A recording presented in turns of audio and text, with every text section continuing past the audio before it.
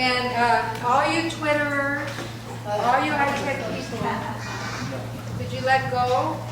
Everybody who's going to actually participate, this is going to be not a passive sit there for 2-hour workshops. Okay? So you have to have a little, be willing to risk a little here. You just sit there all day, all night for weeks and weeks. This is about you, okay, and me. We're going to talk about Theosophic ethics. We're going to participate together in some exercises as I go through material. So I'm going to need you to think a little bit differently than you have throughout the last week. So those of you who are afraid of this, you can leave. And those of you who really want to participate, stick around. So, no. But if you really don't want to engage in the workshop, then this is a good time to run around the block or do whatever you want to do. Because the first thing I want you to do is to find someone that, if you don't look at it, you can pass it out. Don't read it. Let it go. Let it go. Okay? All right. So what I want you to do is to see if you can find someone you don't know very well who for this workshop you're just going to partner up with to talk about different ideas and your own experiences. I present some material. So that's not all that. I mean, I'll give you 5 minutes to sort of take a stretch. 2? Okay. 2. And if you could just partner up with somebody you don't know, not do know, or only know a little bit by face, so, because you'll get a chance to meet them a little bit better and be able to talk about a lot of the ideas and share your own experience together. So could you find a partner, and I'll help you if you can't. Okay. So I'm doing this because I do this with all my graduate students all the time, every class. So this is not unusual. Because my experience, and I have a background in social work, I have a background in philosophy and history, I work in public administration at the graduate level, and I found that people learn the most when they engage their whole selves, when they think about the ideas that are presented and apply them to their experience and think about what that means to them. Catherine Tingley, of course, that's the most powerful method, experiential. So when Ken presented many of the ideas about Catherine Tingley, that's a very powerful learning experience to give someone who can't sew the task of putting together a dress. That's transformative, because you have to deal with yourself, you have to deal with your whole being, and it is a very profound way to learn. It's a scary way to learn too. But kind of another way to learn is what we call andragogy. And it means engaging adult learners in a process of applying the knowledge they get to their experience. And by doing that, the idea is to integrate into yourself what you know, so that you really understand and have that knowledge, not just in your head, but also as a person totally in yourself. So I want to start with that as sort of a basis to do this. And then I also want to explain to you, now you can get the handouts, that this is very low tech, sorry. But on the other hand, and here's 30 more, we'll go on this side. And you can start from both sides.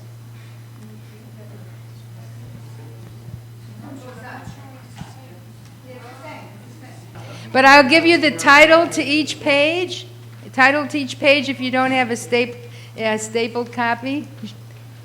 So the first, this is going to be presented in 3 sections. The first section will be the groundwork for understanding ethics. The groundwork for understanding ethics. That's page 1. Help your partner if it's not clear. Everybody got that? You can, if you put a number there, if you groundwork for understanding ethics. We're going to start with that. Everybody ready for page 2? Page 2 will be the ethics of H.P. Blavatsky. The ethics of H.P. Blavatsky. Okay? Number 3 will be virtue ethics. It's not in bold. From the voice of the silence. On the top it says, virtue ethics from the voice of the silence. Okay? And if we get this far, the last page is applying theosophical ethics to contemporary moral problems. I could do this for 3 days. This what I'm doing with you now. We're gonna make it. We're gonna go as far as we can. Okay. We're gonna go as far as we can. So I will be trying to do 2 things as we go through this, and I'm sort of modeling this method of andragogy.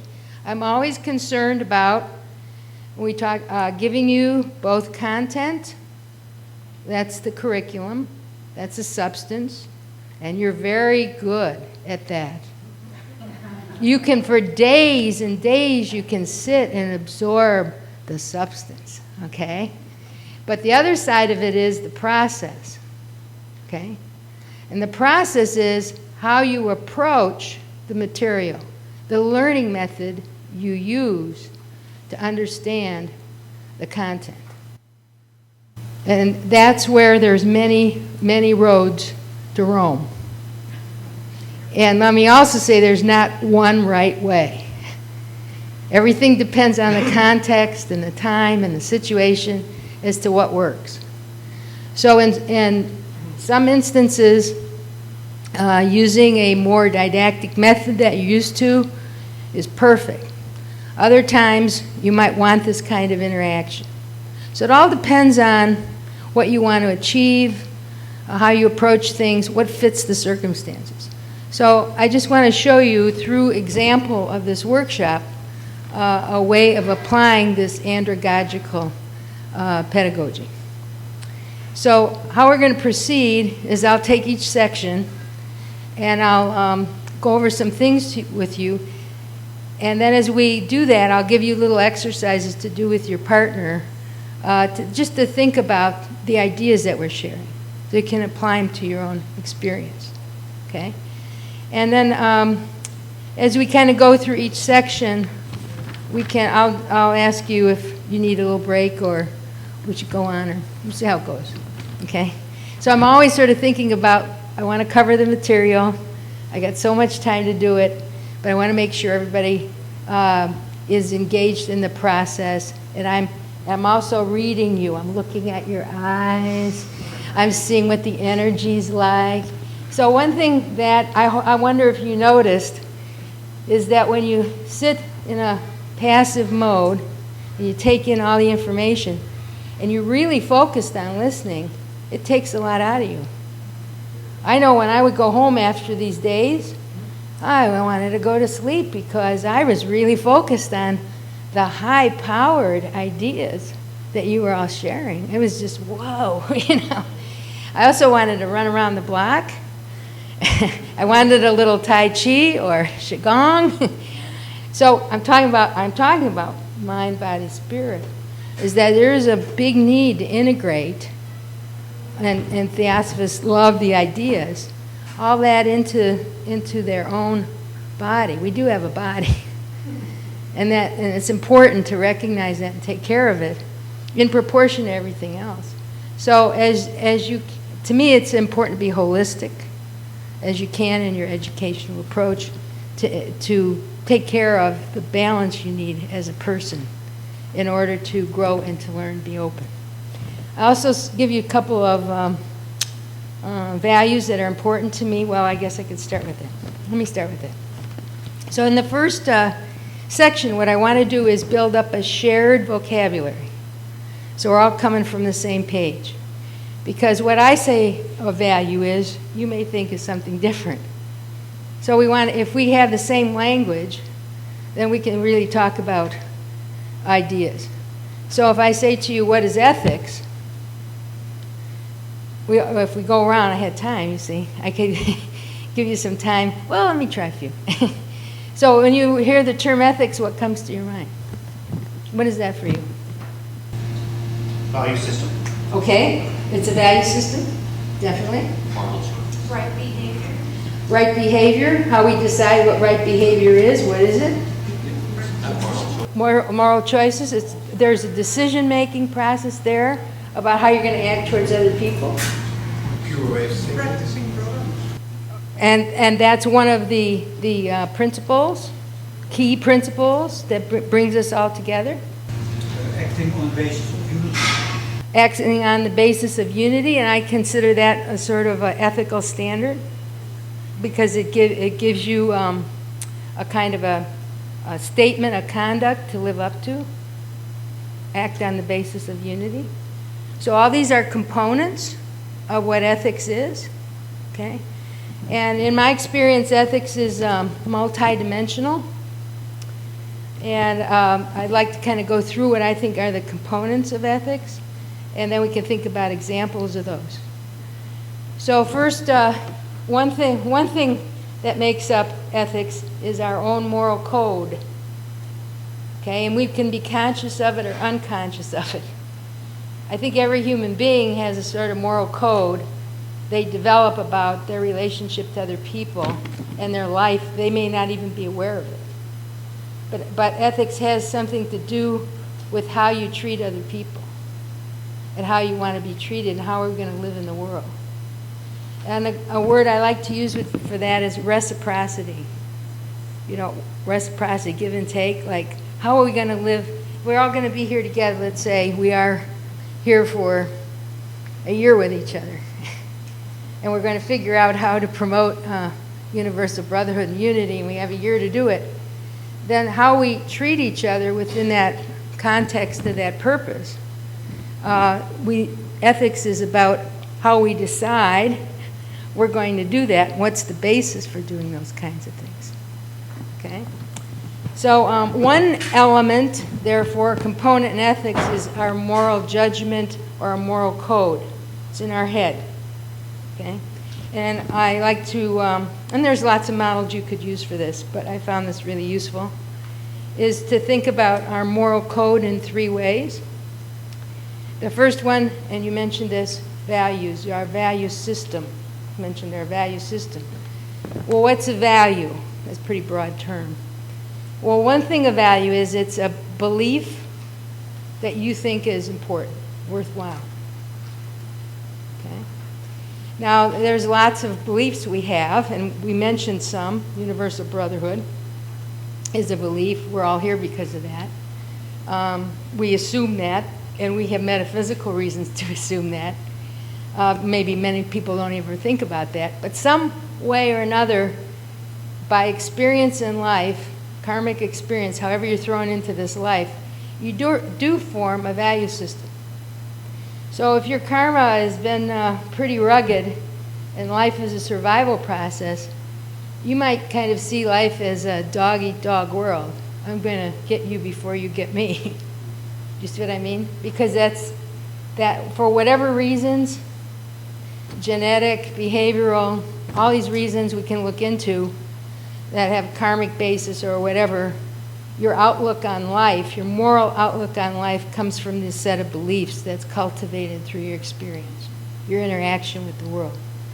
So the kinds of values we could talk about, and there's different types, but two kinds that I'll mention today are, one is what Milton Rokeach calls instrumental values, and I don't like that word. I would use the word qualities.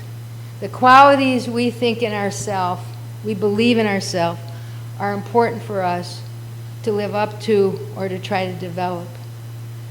They could be qualities like honesty, truthfulness, courage, perseverance, patience. So these qualities we see in ourselves, and we may say, well, maybe I don't have those qualities. Maybe I'm not very patient. And that one of the things that I'm going to really work on is developing my patience. So values, you could value certain qualities and either try to live up to them if they're in you or try to develop them more. But that's one type of value. Another type of value is your overall direction or goals. Well, like as you look at your life, what do you want to do with it? What do you value? Do you value making a lasting contribution? Do you value a prosperous life? Do you value a life of service? What do you value? Okay? So, and kind of value in the long run about your life.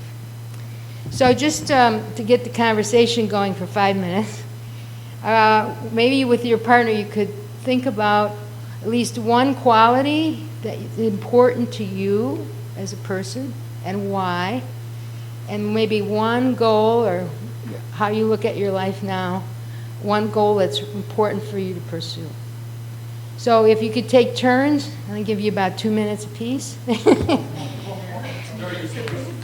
Yeah, just don't be too analytical about it. Whatever comes to your mind is important. You can change it anytime. You do change it. So just go ahead and talk about one important quality you either have developed in yourself or you see it's important to live up to and why it's important, and then one goal, life goal that you hope to accomplish or are accomplishing. Try it.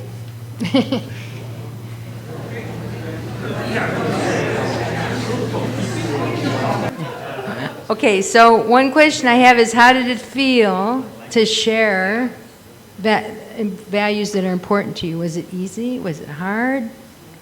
How did it feel? You know what? With the group of Theosophical, it's very comfortable. Because why? Because we have the same mind. Yeah. Okay. Yeah. And so it's, even though some of the things you discuss are difficult things, it's so comfortable to share. Good. Some things I've found out about values is that you can have the same values your whole life, but you can also, your values can change too. So when I was in my 20s, being independent and establishing myself was really important. Then when I became independent, accomplishing, being of service might have been more important. But as you get to towards the end of your life, maybe being independent becomes more important again because people start losing their independence. So your values can change, and many of the presentations showed a developmental model in terms of how human beings evolve and progress. But some values will sustain you your whole life. If you really want to know about a person, and you find out what their values are, that's actually a very intimate thing. You probably know more about that other person now, just in 5 minutes, or quite a bit, than if you talk to them for a long time. Because you're sharing some things that are important to you, your beliefs, what you think is important.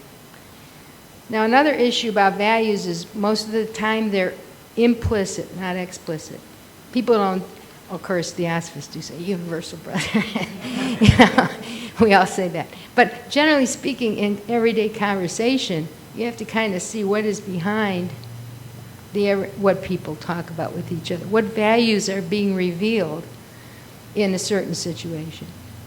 And if you can get pretty good at that, later on you can recognize when you have an ethical conflict, what values are in opposition with each other. What's pulling you one way, what's pulling you the other way. But to see that, it's often implied. So you might you can explain that you're having an ethical struggle, but you wonder what it is. And it's those values that are implicit behind what you do. So we could do many other things with values, but you get what I mean here. And they are the basis, if you think about it, our beliefs. And because they're shared, it's not so hard, for our whole life point of view, our whole direction in life, based on our beliefs. So therefore, we can get pretty fundamentalistic about our values. When I say that, I mean that we can get pretty opinionated, I can, and pretty righteous about people who have the opposite values that I think are destructive. And you see what I'm saying? It's very easy. That's where we get into all these debates and fights. They're really because we really cling to our values. So but one value I have is to try to be open enough, and I'm not saying I'm always this way, to at least entertain other people's point of views even if I don't believe it, to allow it. It's very hard. To stay in connection with the people who I think are closed-minded, like myself. Do you see what I mean? You can be, what I mean by fundamentalistic is sort of a sense of righteousness about your beliefs. So beliefs are part of who we are. But can we just keep that crack open that we don't know it all, or we're not completely clear about what universal brotherhood means, and just allow that other, even if we don't know what that is, to just be present. I have to work on it all the time. But don't you think that tolerate somebody else's ideas is only possible within a certain range? Because there are opinions that are not possible. Right. We could say, though, that if we look at our own opinions, they change over time.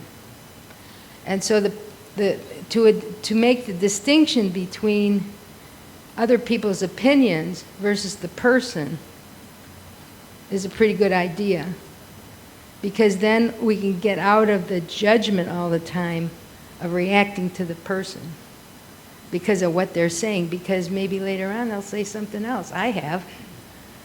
I've changed my mind about a point of view or that kind of thing. And it doesn't mean you don't have to act, but it means, to me, it kind of means, can you at least allow, when I say allow, can you at least acknowledge that other people have those opinions and they don't coincide with yours, and that maybe I have to take a stand if I think someone's being hurt by that, but I'm going to refrain from condemning, making the next step, which is to easily write the person off and say they're always like that. They're always, intolerant. They're always this, they're always that. And then there's no basis for real connection and real human dialogue. So I want to say that is that not a thing that we are, to a certain level, always accustomed to do? We Yes. can agree to disagree. Yes. And so that's the usual thing in life these days. And don't take it too personal. Yeah. And it might very well change. And maybe sometimes we lack the wisdom to see the whole picture. And maybe what appears at some point to be pretty negative always has a little positive side to it. That I remember they asked the Dalai Lama about the war in Iraq, and his answer was, I hope something good can come of it. You know why he said that? Because it was already too late. It was past whether to do it or not. It was happening. So the question is, can you see the other side?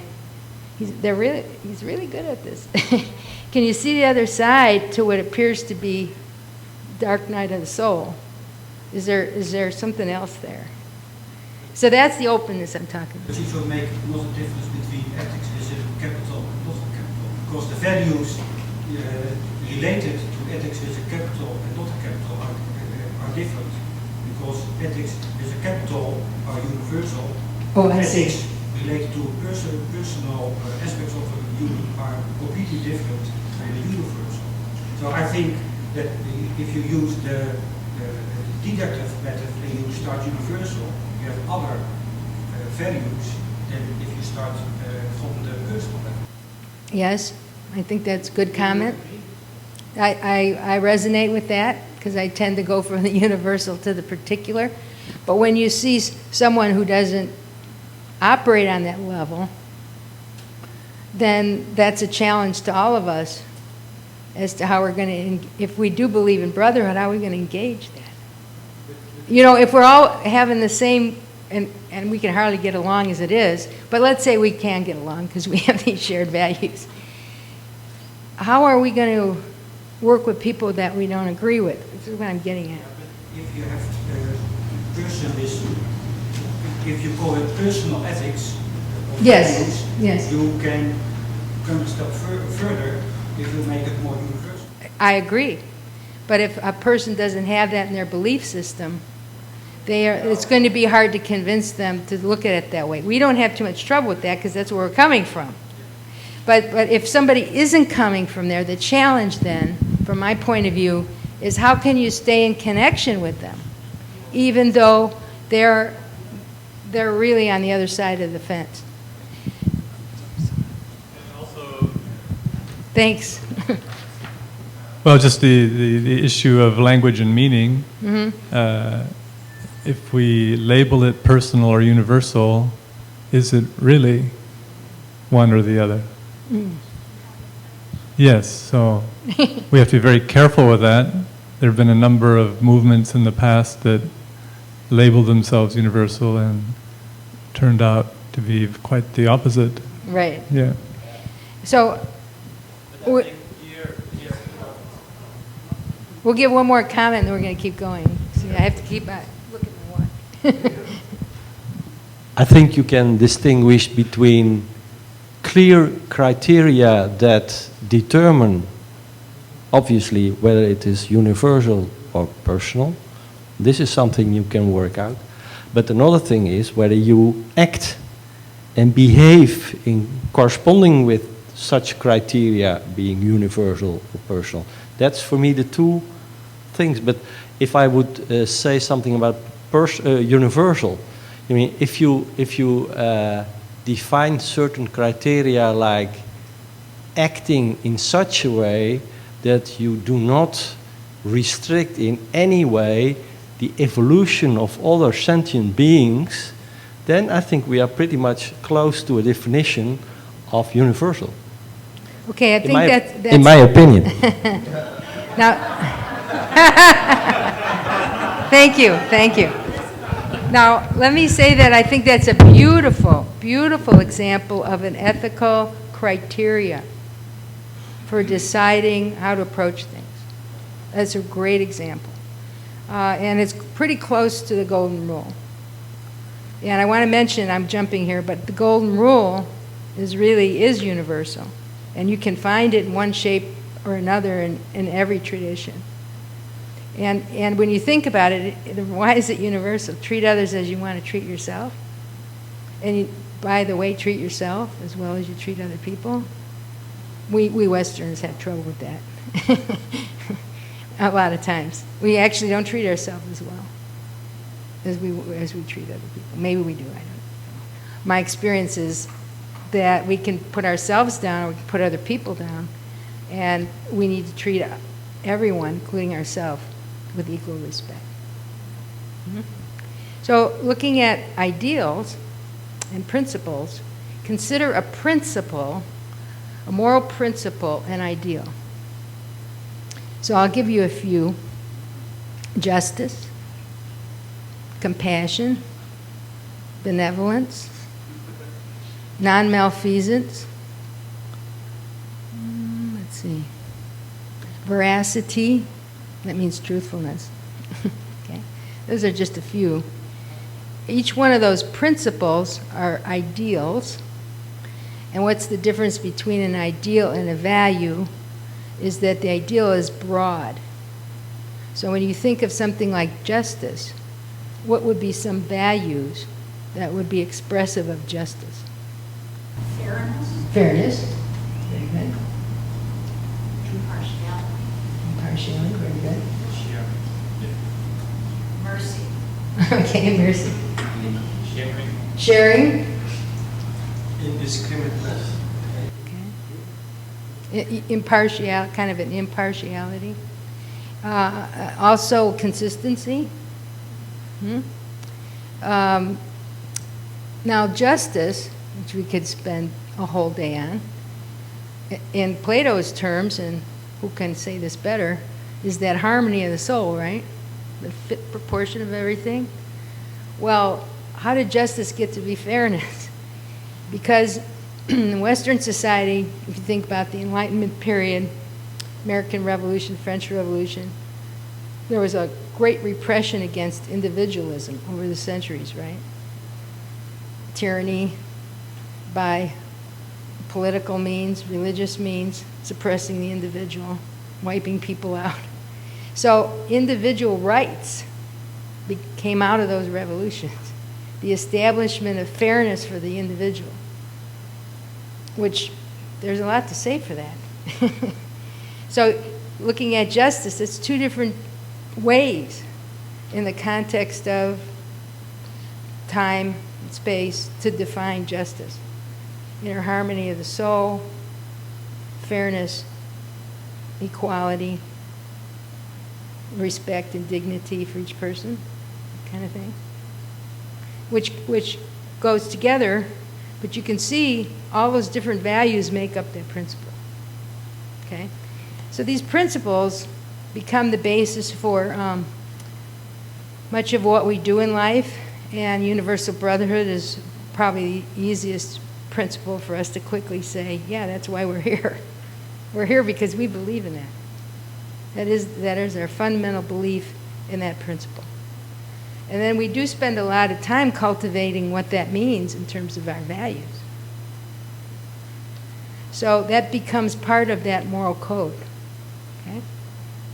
Now, ethical standards, and we had one here, would be statements of conduct about what to live up to and what not to do. So any of you who have are in professional engineering, whatever, nursing, any professional organization, professionals have codes of ethics, right? And those codes of ethics are made up of these standards, what to do and what not to do. But also, I was going to ask Joanna, I told you I would tap you for this. When we talk about the pledge and the ES standards that HPB expected people to live up to, what were some of those? If you read a pledge, it ends with our own higher selves.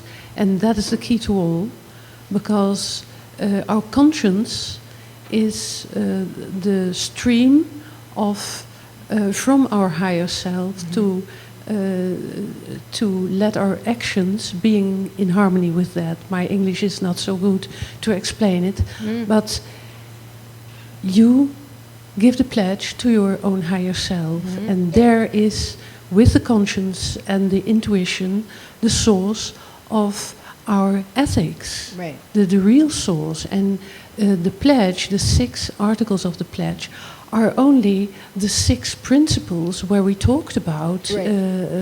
the 6 principles in every human being. You can put them under each other and see the whole line of the principles. And every article of a pledge represents one part of us that is pledged to our higher selves. And so if you know yourself, you really can say, I pledge this part of myself to my higher self, my daily self to my higher, and that part and that part. You can do that daily without being so esoteric studentry, or how do you want to say that? Yes, is Good. that a little That's good. answer? Because that's a good example of a moral code Yes. that embraces all these things we're talking about. So I'm going to give some examples when I do the second part on HPB's ethics of ethical standards. But an ethical standard would be the 10 Commandments are ethical standards. What to do and what not to do. And every tradition has a set of precepts or ethical standards about what to follow and what not to do. Now, don't gossip about anyone. Why is that? What's the value behind not gossiping? What's going on there when you say don't gossip? Anybody? That's a Buddhist precept, and it's also in the ES instruction. I see your hand. You get separation? You separate? Yeah, you separate and you make a judgment, right? Push people away. So avoiding, she always said, try to avoid making judgments that are negative about people. The other thing you do, and we all do it, is you put people in a box and you say that's the way they are. And then they become sort of these stick figures instead of a live being that's changing all the time, just like you. In the Jewish great. ethical standards, even good talk about others is considered gossip, right? That's interesting. And say why. Why? Because you're again prejudicing somebody else's mind for it. You might say how lucky somebody is in getting a good inheritance and cause them lots of problems. That's very practical. And that leads me to the next section. Thank you, John. So at the next component in ethics, look at the second little asterisk, is how do we decide right and wrong? Remember we said decisions to be made. How are we going to decide right or wrong? Now classically, there's two criteria we may not even be aware of, but we can use to say something's right or wrong. So let me give you an example, and you tell me, first tell me what you would do, and then give me the reason for it. So, okay, I like to use this example with my students. So I'm giving a final exam, all right?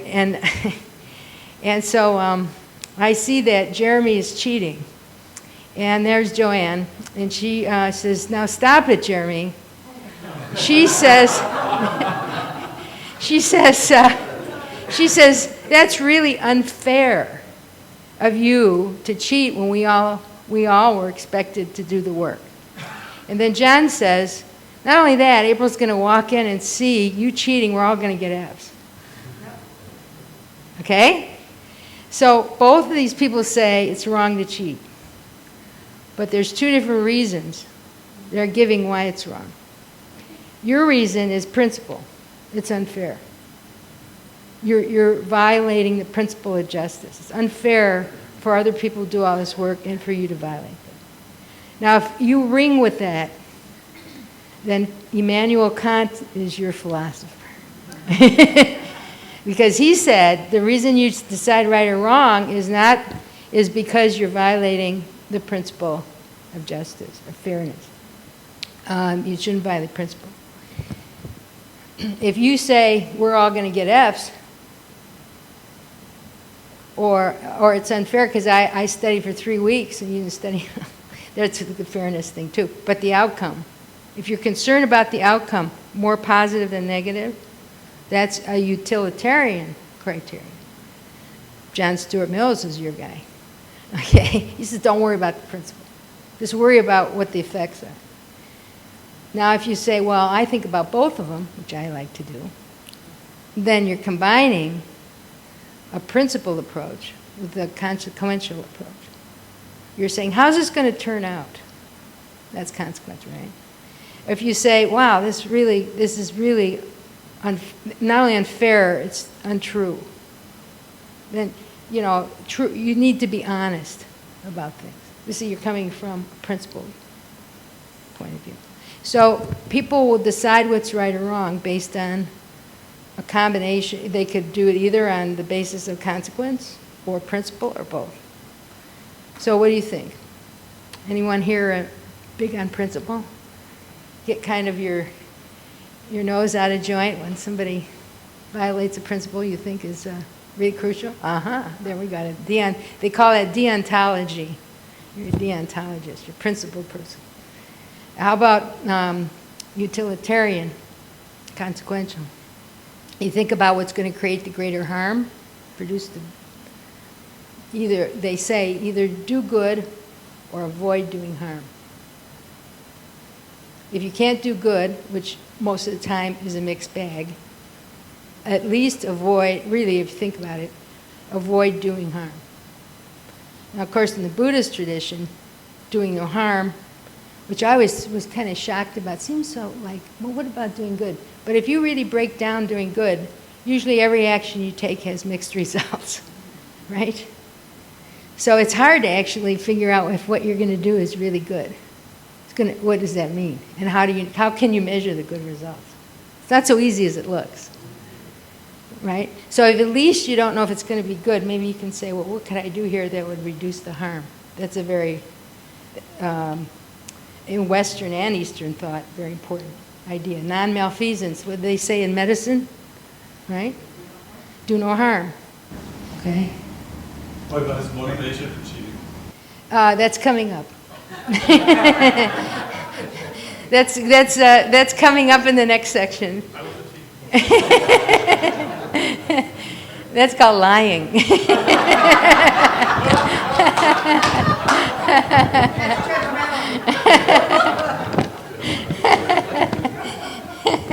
So what I'm really trying to just get across here is to think about what's the basis on which you make most decisions. Is it a combination of things? Is it one that's really important to you? American society really tends to focus on a very utilitarian. What's the outcome going to be? I can't say about principles. Very pragmatic, you know. What's it going to create? Results. Results. Americans are result-oriented. Now, there's a lot to say for that. Actually, there's a lot to say for each of those criteria. So that's why I wouldn't discount any of them, either of them. They're both important to think about. What's the principle behind deciding this is right? What's going to happen if I do it? That's really worth thinking about, those two questions, when you make a decision. Maybe it is nice to link to the lecture about coherence. Good. Because if you improve the coherence in whatever sense, then you improve the harmony, and that reflects also the universal. I think that's great. I think it's also a great question to ask yourself. What can I do to bring about more harmony in the situation? Coherence. I think those are great ethical questions to ask to help you decide what to do, especially if it's a sticky situation, which often it is, right? Everyday things, which are important too, but sometimes things are really important what you decide and really affect people in major ways. So those are really worth thinking about. We're going to get to ethical decision making maybe now or in another life. Okay, next component, back to intent. So look at the third aspect, and that's moral character. Okay, all the things we're talking about, which we're all very good at in this room, are in your head. Moral code in your head, beliefs in your head, principles in your head, deciding right or wrong, using your conscience, using your intuition, using your reason to think about what's going to happen. It's all in your head. Moral character, what's in you? What's the qualities you have in yourself to actually be an honest person? I always like to think truthfulness and courage are real big on my list. Am I a truthful person? Do I have the quality of veracity? Do I have courage to act in the right way? See what I'm saying? So the moral code, the moral judgments, those are cognitive. They can be head and heart, but they're still mental. But moral character is where we get the intent, where we get the motivation. Where are we coming from when we act, and what qualities do we have to bring to a situation to create the harmony? Do you have the courage to stand up and say, this is wrong, somebody else is being mistreated here? That takes a lot of courage. Or you may see that it's wrong, but it takes what I call moral muscle to actually do the right thing. So I have a little virtue exercise here to think about.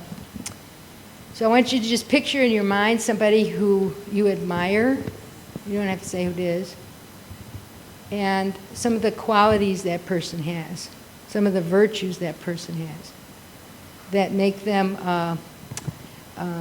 inspiring to you or a role model for you. Can you get your mind's eye on somebody? Or at least some people, they can't think of anyone. And I tell them to think of someone who acted in a virtuous way, if you want to do that too. And some of the virtues that are embodied in that. So just take like 30 20 seconds to think of someone. And then think of some of the qualities that you find to be real inspiring to you.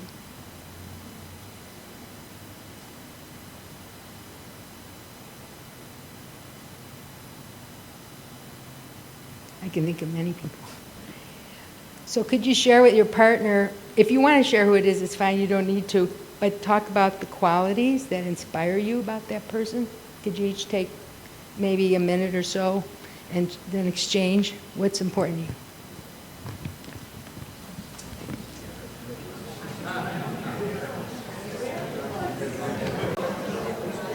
So let's hear a few qualities that you're really excited about, that really move you. What's one that's important to you that you talked about? You can keep going, right?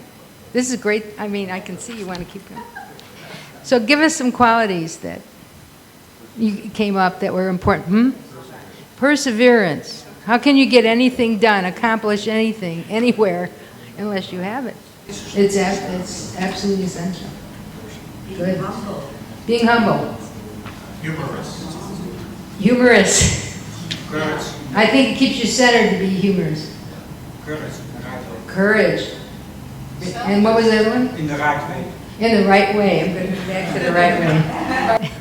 What'd you say? Living up to ideals. Okay, but to do it, what quality do you need? Determination, perseverance, other maybe many qualities. Good. Selflessness. Thinking of others. Being honest. Being altruistic. Right? You said it. Good. Those are great. Being consistent in all kinds of situations. Consistent. But I don't know the word. One word they say in Buddhism is equanimity. What a great word. In other words, life's going to go like this, and you take it and you experience it, but you let it go. You know it's going to be that way. You just say, okay, rough day. Oh, this is a good one. I'll take it. Get ready for the next round, that you're continually riding the wave. And so the consistency is in riding the wave, right? And that takes a lot. That takes a lot of development. So I say those because what can also be a virtue can be a vice. So what's the difference between a virtue and a vice? Attachment. Attachment and degree. So you could say that, this is one of my favorite things, is that what is a virtue can become a vice, the Taoism sign with the dots, and what's a vice can become a virtue, and it's a matter of degree, and it does have to do with attachment. Because if you're too much of anything, and you're too extreme, it turns on itself. So if you're too courageous, what happens? You take too many risks. You might do something really foolhardy that you don't. Yeah. Yeah.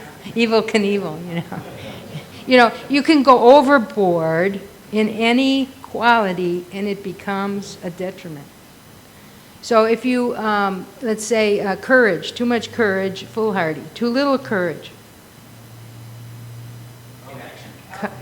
Cowardice. Won't stand up, timid, right? I mean, timid to the point where you won't stand up for what needs to be done. So this is really cool because this is what can become your undoing, is if you're really good at something and you get too attached to it, you do it more and more and more and more, and it can hook you into the extreme, and then it becomes a detriment. So it depends on the situation. Yes. And it refers also to the three gunas. Right.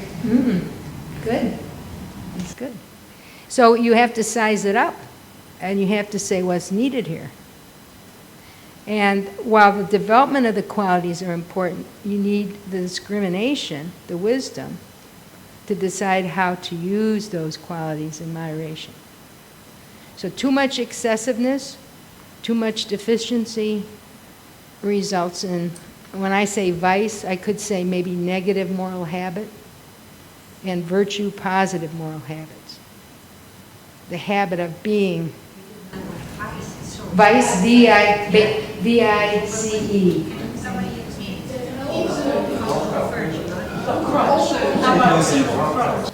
Vice means a bad habit. It means a bad habit, and which creates bad results. So if you are, let's say, you take unnecessary risks, then that can be a bad habit. But the cool thing about it is the basis of it is courage. So you can turn that into a positive, or you can turn it into a negative, and it depends on your ability to apply it to the situation and not to be too much this way or that way. So when, for instance, Aristotle talks about moderation, the Buddha talks about the middle way, all that's about finding the equilibrium, right in between what needs to be done, having those qualities, and being able to apply it as needed. Sometimes you have to go a little over that to find out where. Of course. That's the nature of life, right? We learn from experience.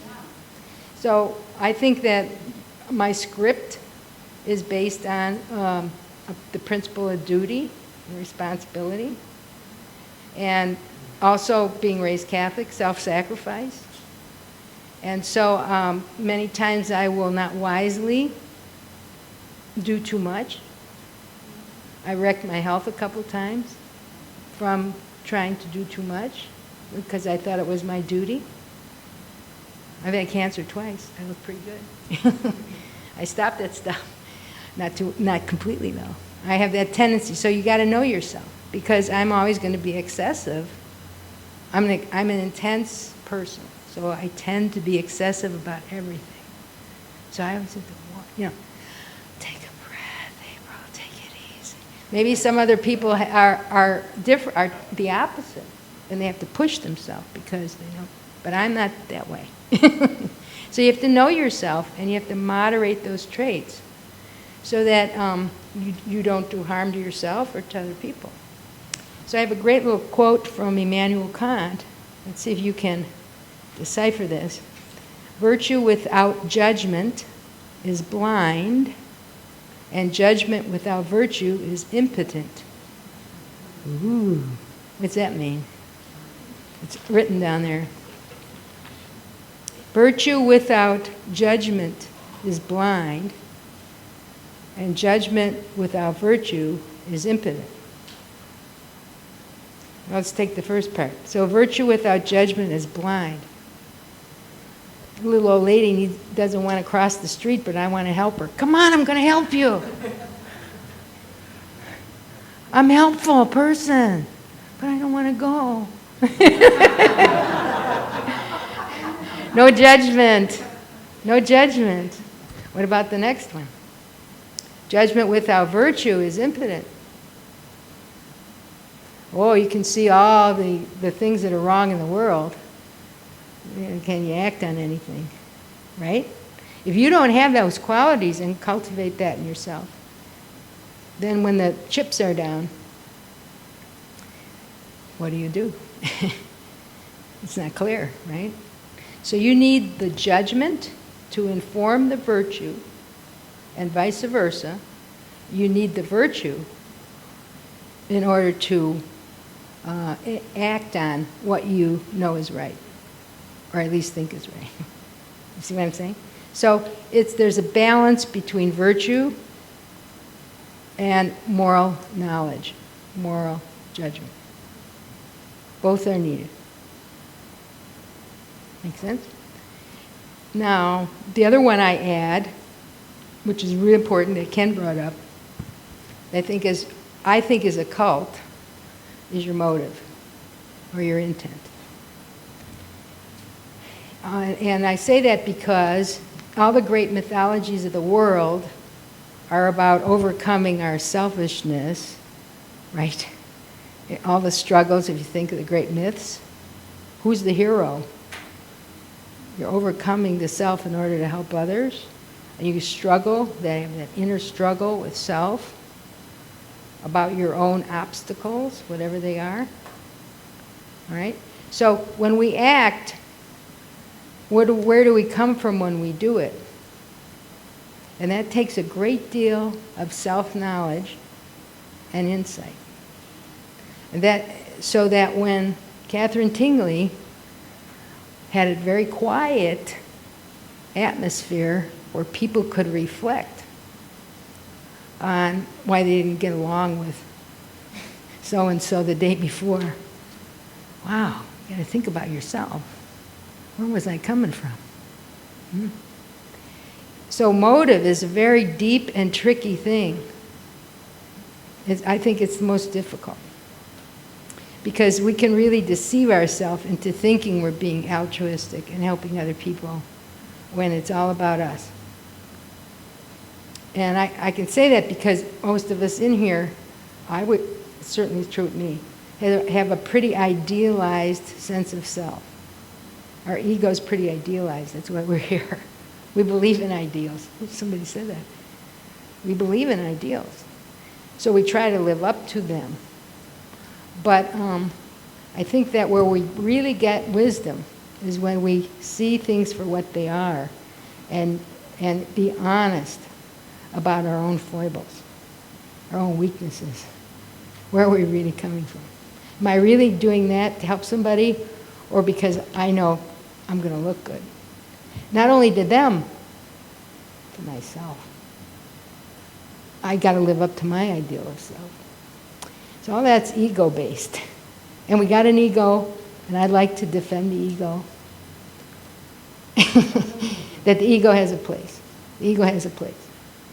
But of course what happens is the ego takes over and we think that's us, right? So a lot of the inner alchemy, I think of meditation, of any inner process of bringing out the unconscious to the conscious. Clancy McKenzie talked about dreams, how dreams can reveal the unconscious. There's many methods, but all those can get us more aware of who we are, really who we are. And I think where we really make progress is when we face those dragons in ourselves and say, wow, I really do like a lot of approval from people. I do. I like it up here. I know I'm pretty good, too. You see what I'm saying? But at least I can admit that. At least I know that. And hopefully when I start to know what it is that pushes my ego buttons, I can make decisions about whether that's going to be having a benign effect in a certain situation or not. I don't think we totally get rid of the ego. I think we kind of hone it and learn to work from that higher nature, but that's part of us too that comes through as we become more insightful about who we are. And I think it's embracing who we are that helps us to do it. It's pretty homeopathic, by the way, I think. It's like accepting exactly what is and saying, okay, this is it. This is where I'm at. And then working with that. And as you work with it, it actually becomes transformative and maybe the best part of yourself. The part that you didn't like, the shadow part, as Jung would say, the part we want to deny, and say, I don't like that. That has the potential to really transform us. The stuff we don't want to look at. And we tend to really run away from that. We just want to be above it. And you know what? Who wants to feel the pain, and the difficulty of really grappling with the self. So I think this is the most occult area is motivation about ethics. And that it's a life's long, many lifetime process. And we see that all the time, the battle between our lower and higher nature. And I think why I say it's alchemical is my experience is when you actually accept that part of yourself, you don't have to act on it, but you can say, wow, I really do. Those feelings are really there. Now what am I going to do with them? That's pretty profound. And you really have a choice there. You really have a choice to what to do. But if you're driven by your feelings and you don't even know they're there, and you think you're coming from some high plane when you're really stabbing people in the back, there's a lot of growth to do there. And I have to say this, any organization based on ideals has the most potential for passive, aggressive, negative behavior by people cutting up each other, knifing each other in the back. And what I mean by passive aggressive is they can't come out and say what's really going on because that wouldn't be brotherly. It wouldn't fit in the mode. So they sabotage each other, right? And it's totally dishonest. But it takes so much to get to that. It takes so much inner realization and courage to face, wow, I can't believe I'm doing that. That's part of me. That's when you really start to make some progress on a deep level, in my opinion. So I'm going to leave it. I could go a lot further on that. What I'm going to do is take a break and give you a chance to walk around. And then in about, can we do it not too long? Because I'll give you even another break if I have time. What do you need, 10 or 5? Oh, let's do 5 and I know what'll happen. We'll say 5 minutes and then we're going to look at HPB's ethics.